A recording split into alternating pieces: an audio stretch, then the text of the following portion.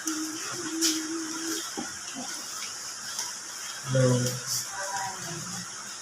Sa pangalan ko, yung nakina ng Kristo, tayo nakasalayan hapon sa mga isa. Dito po tayo sa dalawang bahagi kung saan meron tayo ng pamilya, kita, sa mga babae, na ito ay pag-aaralan natin, sikapin natin, abutin natin yung unawa na pangkaralan. Ito ay hindi pamamaraan kung paano tayo mabuhay dito sa ilalim ng sanlibutan. Ang una kong aralin ay sa Evangelyo ng Juan, kapitulo 5, versikulo 5 hanggang sa 40. Ang sabi ko ganito, sa kanila ay sinabi ni Jesus, ako ang tinapay ng kabuhayan. Ang lumalapit sa akin ay hindi magugutom, at ang sumasampalataya sa akin kailanman hindi mauulit. Kaya po, hindi ba palagi natin sinasabi ang salita ng Diyos ay tinapay ng buhay. Ngayon, babalikan natin kung paano sinulat ni Apostol Juan para maunawaan natin ang kahulugan yung tinapay ng kabuhayan. Sabi sa una, ng pasimula ay may verbo. Ang verbo ay sumasa Diyos at ang verbo ay Diyos. 14, at nagkatawang tao ang verbo. Sa madaling salita, panaunawaan natin. Ang verbo, ibig sabihin niyan salita. Ito naman yung tinuturo sa ating verb. Ngayon, sa pasimula, mayroon ng salita.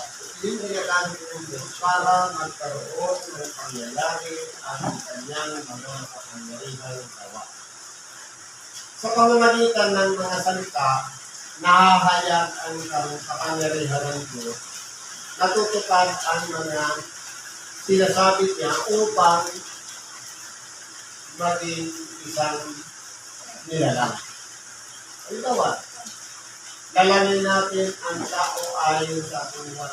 Sa pamamagitan ng salitang yun, nagkaroon ng kayagan, nagkaroon ng tao.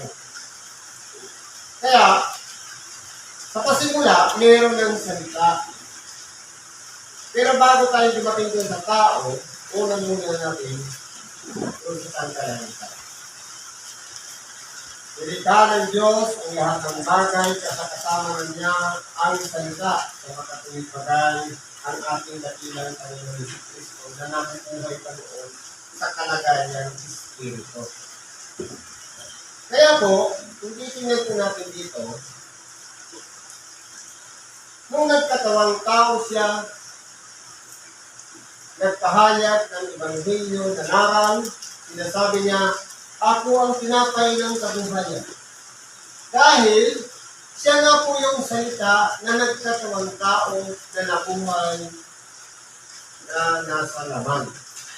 Kaya, para maunawaan natin, kinakailangan natin mahayag sa ating mga sarili kung paano natin kinikilala ang salita at kung paano natin kinikilala si Kristo, ang Espiritong nagkatawang tao, dalang ng Espiritu Santo sa makatuwid bagay ang ating dakilang Panginoon Jesus Kristo. Ngayon, hindi lang po sa kilala natin siya o nahahayag sa ating unawa ang pangalan niya, kundi kinakailangan nating lapitan siya. Sapagkat ito po, maunawaan natin sa ating mga sarili na naririyan lang siya. Tayo lang po ang mag-iisip kung nagagawa upang lumapit sa Kanya. Dahil hindi po siya malayo. Malapit lang siya. Sa anumang paraan, kapag tayo lumalapit sa Kanya, masusupungan natin ang kabusugan ng ating pagkagutom dahil sa kulang sa pakikinig ng Ebanghelyo. Halimbawa, nandun ka sa malayo at hindi ka nakapagpahalag ng salita ng Diyos, hindi mo naman abot doon yung pakikinig. Kaya kinakailangan mo lumapit para mapakinggan ang salita ng Diyos. Ito po ang magbubusog sa atin upang sa ganoon, kung tayo man ay may kakulangan, salat sa kaalaman, at ganoon din, hindi pa natin lubusang nakikilala si Kristo, dito po ipinakikilala sa pamamagitan ng paghahayag ng Ebanghelyo. Sabi po dito, at ang sumasampalataya sa akin, kailan may hindi mauuhaw. Ibig po tayo sabihin, kumain man tayo ng kumain ng Ebanghelyo, pero hindi natin sinasampalatayanan yung ipinakikilala sa Ebanghelyo sa makatuwid ba kay si Kristo, hindi po natin matatamo ang kabusugan. Dahil ang isang taong kumakain, hanggat hindi siya umiinom, hindi niya mararamdaman ang kabusugan ng kanyang tiyan. Ganyan po ang ibig sabihin ng ating dakilang Panginoon. Ibig sabihin, kinakailangan magkapartner ang paglapit sa Kanya, pagtanggap ng aral ng salita ng Diyos, at ang pagsampalataya sa Kanya. Hindi pwedeng sumasampalataya lang tayo kay Kristo, tapos ayaw natin makinig ng Ebanghelyo. Hindi rin pwedeng kilala lang natin si Kristo, pero hindi naman natin sinasampalatayanan. Para matamo natin ang kabusugan, kinakailangan ang bawat isa sa dalawang yan magkapartner. Pagsamahin natin sa ating sariling kalooban na walang iba, kilala natin si Kristo na siya'y ipinahayag sa mga Ebanghelyo at dapat sampalatayanan din naman natin siya sapagkat siya'y sinugo dito sa ibabaw ng sanlibutan, hindi para sa kanyang sarili lamang, kundi para sa bawat isa sa atin na nagsisiasa sa Diyos. Anong una, hindi na kilala ang anak ng Diyos, kaya na ipinapatay ang ating dakilang Panginoong Hesus Kristo sa pagkakala na tupad nila ang kalooban ng Diyos. Pero nagkakamali ang mga tao noon. Sapagkat yun palang pinaratangan nilang prinsipe ng mga demonyo. Yun na pala yung Mesiyas na sinugo ng Ama upang mangaral ng salita ng Diyos. Ngayon po, ipalagay natin tayo na sa kalagayan ng unang panahon na sinasabi ng ating dakilang Panginoon. Na habang nagsasalita siya na sinasabi, ako ang tinapay ng kabuhayan. Paano natin maunawaan na samantalang siya'y nasa kalagayan ng tao? Paano siya magiging tinapay? Kinakailangan lang ang kilalanin natin ng lubusan si Kristo. Sino ba siya? Paano ba siya ipinanganak? Ano ba yung pinagdaanan niya? At ano yung mga aral na kanyang ibinabahagi sa mga tao? Dapat yun po magkakasama lahat yun para makilala natin ng lubusan si Kristo. At ano naman ang magiging koneksyon natin sa Kanya? Walang iba. May gagawin naman tayo. Sampalatayanan siya para mabuo na sa ganun mabusog tayo at hindi na tayo magugutom, hindi mauuhaw man dahil po nasumpungan na natin ang mga bagay na pamamaraan upang maigsan ang lahat ng ating mga kakulangan, lalong-lalo na sa gutom at pagiging uhaw sa katwiran. Dalawa't sinabi ko sa inyo, nakita ninyo ako gayon ay hindi kayo nagsisampalataya. natin para ang ating dakilang Panginoon nararamdaman niya na maraming mga tao na nakapaligid sa kanya, nakikita siya ng dalawang mata. Pero po, hindi po siya sinasampalatayanan. Bakit po? Hindi din po. Pumili siya ng 12 alagad. Nakilala siya. Marami siyang ginawa mga makapangyarihang gawa. Inihayag niya sa pamamagitan ng kamay ng Diyos. Ginagawa niya ang ayon sa kalooban ng kanyang ama. Pero hindi po yan nakilala ng tao. Maraming pinagaling. Marami siyang nilunasan ng mga karamdaman na kahit ang kanyang mga alagad man ay nagsipang dilala sa kanyang mga makapangyarihang gawa. Pero kahit sabihin natin na ninanalig sila sa ating dakilang Panginoon, kinikilala nila ang ating dakilang Panginoon, pero sa bandang huli, nawala rin sila nung ang ating dakilang Panginoon pinangungupahan. Ibig sabihin, kulang pa rin yung pananampalatay kahit yung mga alagad ng ating dakilang Panginoon. Kaya mapalan tayo, kung tayo hindi natin nakita si Kristo, pagkos nagbasa lang tayo ng banal na kasulatan, napagkahayagan lang ng Ebanghelyo, sumampalataya na tayo. Mas hindi tayo mapala doon sa mga taong nakakita mismo sa ating dakilang Panginoon ng mukhaan at tayo lamang ay nagkibalita sa pamamagitan ng Ebanghelyong ipinangangaral sa bawat isa sa atin. Sabi nito, ang lahat ng ibinibigay sa akin ng Ama ay magsisilapit sa akin at ang lumalapit sa akin sa anumang paraan ay hindi ko itatapon. Salita po yan ng ating dakilang Panginoon. Ngayon, ang Ama ang nagbubukas upang ang ating mga unawa, malaman natin sa ating mga sarili kung sino itong nagsasalita nito. Walang ibang ating dakilang Panginoong Jesucristo. Binubuksan ng Ama ang ating kaisipan para kilalanin natin ang ubusan si Kristo. Pero sa lahat ng mga binuksan ang kaisipan at unawa, pinakailangan din meron siyang gagawin na lumapit sa ating dakilang Panginoon. Dahil po ang ating dakilang Panginoon, hindi po tinitingnan ang kalagayan ng tao kung sino man siya. Kung anuman ang kanyang, gaano man kasama ang kanyang ginawa. Kung siya man ay naging marumi sa paningin ng Diyos, naging basahang puti, kung isang makasalanan, lahat ng lumalapit sa ating dakilang Panginoon, mabuti man o masama, hindi niya po itinataboy. Kaya po, kung titignan po natin, ang paglapit sa ating dakilang Panginoon, walang requirements, walang biodata.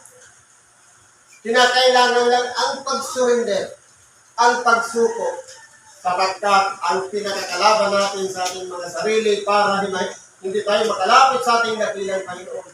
Walang iba. Yung sarili din natin mga ego o tinatawag na pride dahil sa pag-aakalang kayang-kaya na natin, nagtatagumpay tayo sa araw-araw.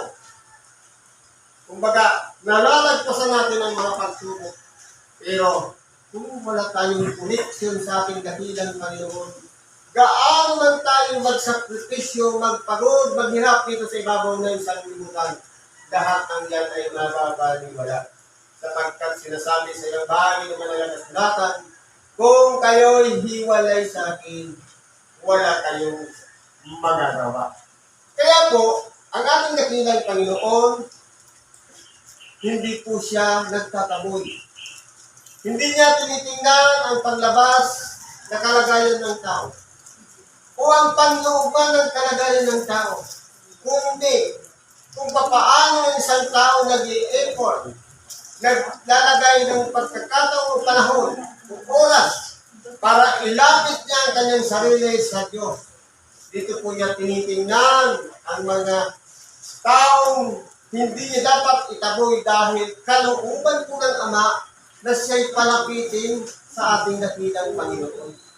Ibig sabihin, binubuksan lang ng Ama ang kaisipan ng tao kapag nasumpo niya sa kanyang sarili na siya'y makasalanan at saka siya magdidesisyon o magpapasya na lalapit siya sa Diyos. Ito na po yung tinatawag na pag-surrender. pagbababa ng sariling kalooban, magpapasakop sa Diyos, at sasampalataya sa ating dakilang Panginoong Hesus Kristo. Bakit po? Sabi niya, sapagkat bumaba akong mula sa langit, hindi upang gawin ko ang aking sariling kalooban, kundi ang kalooban ng nagsugo sa akin. Ibig kong sabihin ng ating dakilang Panginoon, meron din siyang sariling kalooban. At meron din sariling kalooban ang kanyang ama. Pero yung sarili niyang kalooban, hindi niya po yan ipinagsisiksikan, itanim sa lahat ng mga tao para gamitin, ipanaran niya ang Ebanghelyo dahil lamang sa sarili niyang kalooban. Kundi kung ano yung kalooban ng kanyang amang nasa langit, yun ang sinusunod niya. Sabi nga sa ibang parte ng banal na kasulatan, magsitulad nga tayo kay Kristo na bagamat siya ay nasa anyong Diyos, hindi niya inaring isang bagay panangnan ang pagkapantay niya sa Diyos. Hindi po siya nagmalaki kung nagmataas man o nagpapuri sa kanyang sarili, kundi pinubad niya ito alang-alang lamang sa pagsunod sa kalooban ng Ama. Ngayon, kung gawin natin example ng ating dakilang Panginoon, siguro po, hindi tayo mapapahiwalay sa Diyos. Dahil po, yung proseso ng pagsuko, isang halimbawa ang ginawa ng ating dakilang Panginoon na yung kanyang pride, hindi po nanaig, kundi mas higit niyang pinagbigyan ang kalooban ng kanyang amang nasa langit upang lamang masunod ang kalooban ng kanyang amang nasa langit. Ganon din dapat tayo. Sabi sa ibang bahagi ng banal na kasulatan, huwag ninyong pabayaan ang inyong mga pagtitipon. Sa mga pagtitipon yan, dito natin inihahayag ang ating mga sariling kasalanan. Dito natin pinapupurihan ng Diyos. Ito yung panahon o lugar na kung saan ating aralan ng salita ng Diyos. Pinagdinilay-nilayan o pinagbubulay-bulayan. Lamang kung napapabayaan natin ang pagdako sa mga templo para makinig ng Ebanghelyo o salita ng Diyos, ang mangyayari po yan, nasusunod po natin ang sarili natin kalooban. Kaya, ang sumusunod sa kalooban ng Diyos, binabaliwala po ang sarili, kundi mas higit na pinaninindigan kalooban ng Diyos ang nasusunod at hindi ang sariling kalooban. Kasi ganito po yan. Halimbawa, pupunta ka sa templo, meron kang gagawin, alin talaga ang mas higit na mahalaga? Yung kalooban ng Diyos o yung sarili mong gagawin? Pero dahil kinakailangan natin sundan ang halimbawa ng ginawa ng ating dakilang Panginoon, ignore muna natin yung sarili natin gustong gawin. Gawin natin priority siya. Sapagkat ang makikinabang din ng pagdakot natin sa templo, hindi siya o kayo, kundi yung mismong may katawan na lumapit sa ating dakilang Panginoong Hesus Kristo. Hindi para pumunta ka lang sa templo, para mag-attendance, para makipagkita kay Brad, kay Sis, kundi ang sarili natin, ilagay natin sa presensya na sa harapan natin ang Diyos. At tayo'y pinupuspos ng Ebanghelyo upang sa ganon mas marami pa tayong malaman at marutunan. At kung may mga bagay pa na dapat natin baguhin sa ating pagkatao, ito pong salita ng Diyos ang magtutuwid sa atin upang masunod natin ang kalooban ng Diyos. Halimbawa, Lunes hanggang Biyernes nagtrabaho ka. Pagkatapos ng linggo o Sabado, nagsimba ka o linggo man, pero yung Sabado yun at linggo yun, inilaan mo sa paglalabada. Ang mangyayari po yan, nasunod po natin yung sarili natin kalooban. Kaya kung titignan po natin, kung naglaba ka sa araw ng pagsamba, mapalad ka. Bakit? Mas marami kang damit kisa sa iba. Dahil, kaya siya natambakan ng labahin, dahil nabuo mo yung Lunes hanggang Biyernes, marami kang extra damit. Yun nga lang, nagtamad ka na sa halip na labahan mo araw-araw, inipon mo. Kaya nangyari, naging pamamaraan yun para maging malaki na sa halip na lumapit tayo sa Diyos, doon ka nakasuko sa paglaba. Ang tanong, ano yung makukuha natin doon sa paglaba? Wala. Pero kung nakating tayo ng pagsamba, marahil matututo pa tayo ng tinatawag na Ebanghelyo. Yun po ay halimbawa lamang ng pagsunod ng sariling kalooban at ng kalooban ng Diyos. Sabi dito, at ito ang kalooban ng nagsuko sa akin. Ano po yung kalooban niya? Na ang lahat ng ibinigay niya sa akin ay huwag kong iwala ang anumang kung ibangon sa huling araw. Ngayon po, ito po ang kalooban ng Ama. Na sa lahat ng mga taong ibinigay ng Ama sa ating dakilang Panginoon na lumalapit kay Kristo, wala ni isa man doon ang dapat na mawala. Ngayon, kung aralin natin, ang buong sanlibutan, lahat ipinangangaral ang salita ng Diyos. Alin kaya doon ang tunay na lumalapit sa ating dakilang Panginoon? Kasi meron mga sikta o denomination o relihiyon na walang iba. Ginagamit lang ang banal na kasulatan para sa pagpapayaman. Ginagamit lang para ang salita ng Diyos ipagsisiksikan sa mga tagapakinig ng sa ganoon. Makuha yung laman ng bulsa at maiambag o maging donasyon na tinatawag ng ikapo. Tama ba yun? Nasa banal na kasulatan ba yun? Sa panahon natin ngayon, hindi na applicable. Dahil, yun lamang ay para sa mga Levita. Nung palitan ng pagkasaserdote, nawala na po ang mga Levita. Maging Hintil man o Hudyo o Levita, wala na pantay na lahat sa paningin ng Diyos. Kaya po ngayon, ang ating dakilang Panginoon umakyat na sa langit, nag-aantay na lang tayo ng pagbabalik niya. Na sino man sa napagpahayagan ng salita ng Diyos, maging ang panahon man na kasakasama niya, nung nabubuhay pa sa dito sa ibabaw ng sanlibutan, o maging galing man, na naging parte na lang tayo na pinagpangaralan ng Ebanghelyo sa pamamagitan ng tagapagpahayag o mga Ebanghelista o mga pastor, lahat ng lumalapit sa ating dakilang Panginoon. Hindi niya po itataboy at meron pang naka-reserve na sa kanyang pagbabalik, meron kong tatanggaping pagpapala, lalong-lalo na yung nag-ingat sa kanyang sarili na sinunod ang kalooban ng nagsugo sa ating dakilang Panginoong Hesus sa makatuwid pagay sa Ama. Kaya po, kung sinusunod natin ang kalooban ng Ama, mangyayari din ang kalooban na ayon sa sinasabi ng ating dakilang Panginoon na huwag kong iwala kahit sino man.